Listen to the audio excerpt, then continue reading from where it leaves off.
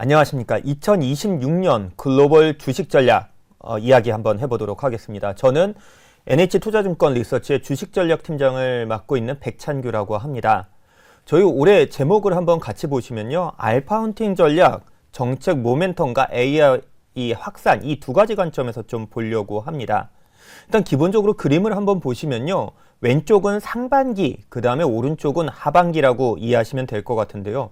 상반기에 경기와 실적, 그 다음에 환율의 모멘텀을 받아서 EM의 상대적 우위를 전망하고 있고요. 또 오른쪽 하반기 같은 경우에는 미국의 경기와 실적 모멘텀은 후반으로 갈수록 좀 더 빛을 발할 예정이고요. 여기다가 저희는 점진적인 달러 강세를 보고 있기 때문에 하반기 미국 한번 볼만할 것 같습니다. 최근 시장 좀 크게 흔들렸습니다. 시장에 굉장히 핫한 관심을 받던 금 갑자기 $4,000 이하로 조정을 한번 받았었고요. 코스피가 올해 1년 동안 가장 상승률이 높았던 주식시장이었는데 장중 6% 넘는 변동성도 나타났습니다. 비트코인은 13만 불을 향해 달려가는 것 같더니 어느새 10만 불 이하로 폭락을 하기도 했습니다. 이러한 심리 때문에요. CNN의 그 공포와 탐욕 지수를 봤을 때 지금 좀 과한 공포에 들어갔다라고 지표가 나타나고 있고요. 원달러 환율 굉장히 빠르게 치솟았습니다. 공포 지수도 빠르게 올라왔는데요. 그런데 반면 안정적인 지표들이 있습니다. 우리가 가격의 변동을 이렇게 좀 겁을 먹기도 했지만요. 기본적으로 시스템 리스크를 평가하는 지표들은 상당히 안정적입니다. 먼저 국채금리 보시면요. 10년물, 2년물 추세 우하향하면서 그 내에서 등락을 보이고 있고요. 물가를 자극할 수 있는 유가 굉장히 안정적입니다. 그리고 기업의 돈이 도는 것을 보려면은 하이힐드 금리를 봐야 되는데 레벨 자체 굉장히 다운돼 있고요. 안정적인 흐름을 보이고 있습니다. 결과적으로 이러한 두려움과 변동성의 파고를 넘기 위해서는 세 가지의 조건이 충족되어야 2026년 주식시장 갈 수 있다라고 생각을 합니다. 첫 번째, 바로 경기와 실적입니다. 저희가 보는 2026년 글로벌 경기하고 실적 방향성은 상당히 양호합니다.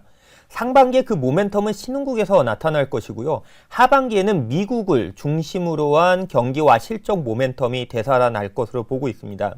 금리와 유동성 부분에서는요. 연준의 완화적인 정책이 이어질 수 있고요. 이에 따라서 유동성에 대한 공급은 여전히 충분하다 이렇게 평가를 하고 있습니다. 가장 중요한 거죠. 과연 AI 혁신 산업 이어질 수 있을지 이거에 대해서 지금 알아보도록 하겠습니다.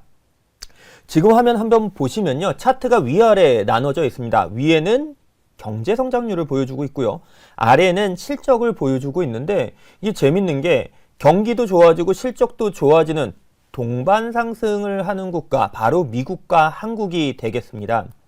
특히 이 경기 모멘텀을 보시면요. 일단 왼쪽 차트 보시면은 상반기에는 신흥국이 조금 더 양호한 모습, 그리고 하반기에는 선진국이 좀 더 양호한 모습을 보이고 있는데요. 실제로 오른쪽 차트처럼 미국의 성장률은 분기로 갈수록 이 성장률 컨센서스가 높아지고 있는데 미국을 제외한 선진국은 조금씩 낮춰지고 있습니다.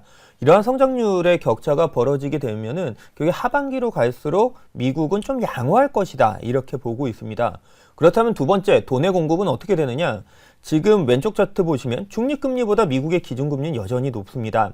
완화적인 정책이 갑자기 후퇴할 리는 없고요. 이렇게 된다면은 미국의 기준금리는 조금 더 완화적인 정책을 보일 것이고요. 오른쪽 차트를 보시면 이번 겨울에 연준이 QT를 종료합니다. 이렇게 된다면은 연준의 자산 축소는 이제 마무리가 되게 되고요.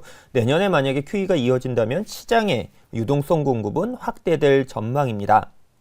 환율 굉장히 중요합니다. 달러가 약세가 되면 신흥국에 대한 투자가 유리하고요. 그 다음에 달러가 강세가 되면 미국에 대한 투자가 가능한데 일단 기본적으로 상반기에는 일단은 달러의 가치의 하향이 좀 안정화되지 않을까 이렇게 보고 있고요. 하반기 미국의 금리 인하가 종료가 되고 또 미국의 성장률이 점진적인 개선을 보이게 된다면 달러의 강세로 하반기에는 전환될 것이다 라고 보고 있습니다. 아까 말씀드렸던 AI 산업, 이제 저희는 투자가 이제 막 시작되었다라고 판단을 하고 있습니다. 2023년부터 본격적인 투자가 개시됐고요. 과거의 운송혁명, 그 다음에 인터넷 혁명과 비교해 본다면 현재 AI 혁명은 산업 사이클의 초반이라고 생각을 하고 있습니다. 왜냐하면 이 AI라는 게 점진적인 확산을 보이고 있는데요. 처음에 반도체 칩에서 시작됐던 게 그 다음에 전력 인프라로 확산되고 있고요. 그 다음에 소프트웨어로 확산, 그 다음에 생산성 개선을 보일 수 있는 소비재까지 확산될 거라고 저희는 판단을 하고 있습니다. 이러한 과정이 2026년에는 조금 더 확산될 수 있다라고 보고 있습니다. 이 세 가지를 점검해 봤을 때 다시 한번 정리하자면은 상반기 신흥국의 주가 모멘텀은 충분하다. 왜냐면은 US 달러가 좀 하향 안정화가 되고요. 또 금리 인하가 진행이 되고요. 중국 같은 경우에는 15차 5개년 계획을 통한 정책 효과, 또 한국과 대만 같은 경우에는 반도체 효과가 더해지면서 상반기에 그 주가 모멘텀 충분하다 보고 있고요. 하반기 들어가면서 신흥국보다는 미국, 왜냐면 정책과 경기, 그 다음에 US 달러의 강세 전환이 이러한 궤적을 보여줄 수 있을 거라고 보고 있습니다.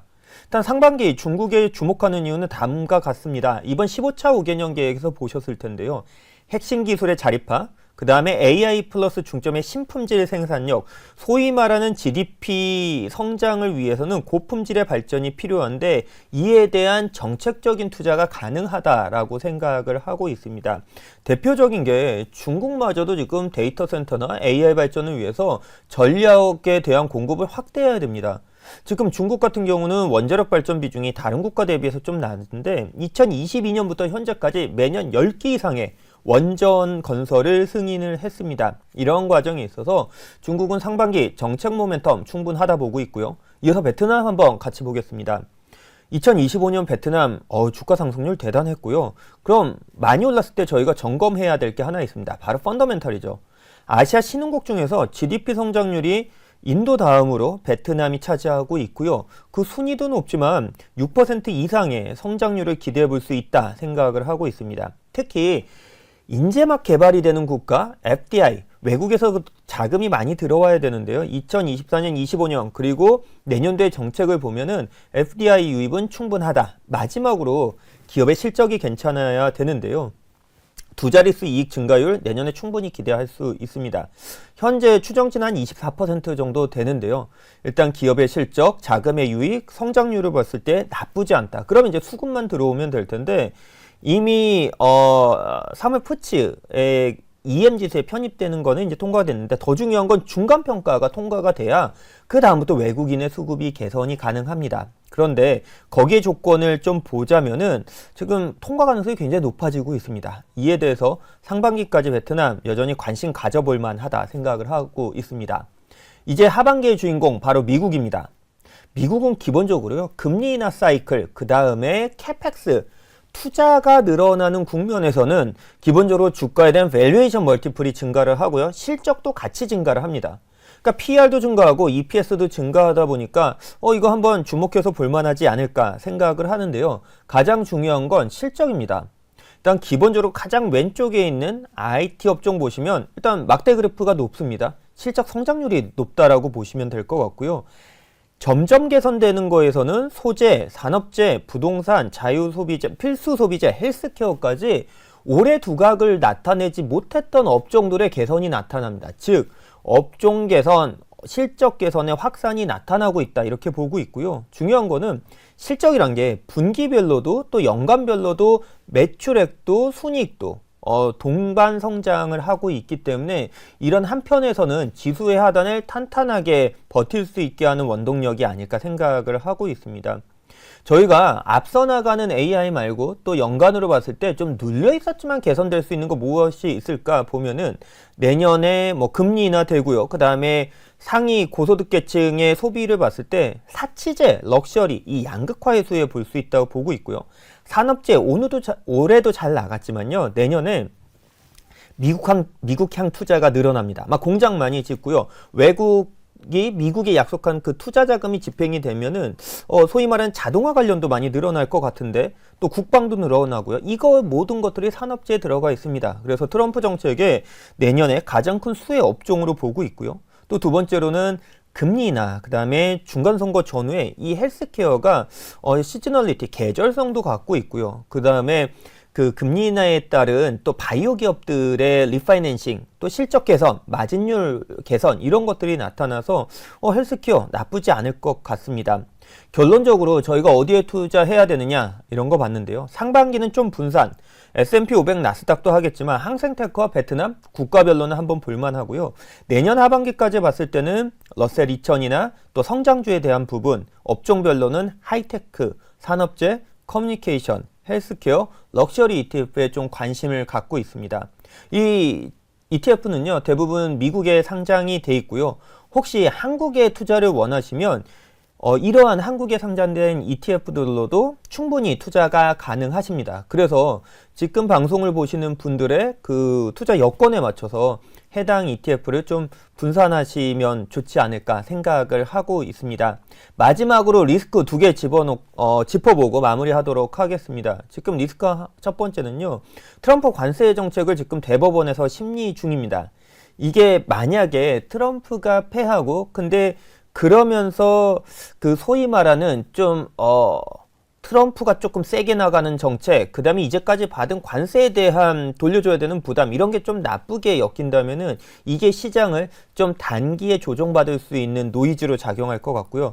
두 번째로는 지금 보면은 지정학적 갈등이 러시아 우크라이나 전쟁 빼고는 많이 낮춰져 있습니다. 다만 이런 게 지금 리스트에서 보이시는 것처럼 다시 한번 지정학적 리스크가 된다. 그럼 유가가 상승하고 또 물가에 대한 압박 같은 것들이 증가할 수가 있고요. 또 정책적 긴장도가 높을 수 있을 것 같습니다. 그래서 제가 내년에 보는 리스크 2가지 이렇게 뽑아보도록 하겠습니다. 제가 준비한 내용은 여기까지입니다. 모쪼록 2026년도 글로벌 투자도 좋은 투자 결과 맞으시길 기원하겠습니다. 감사합니다.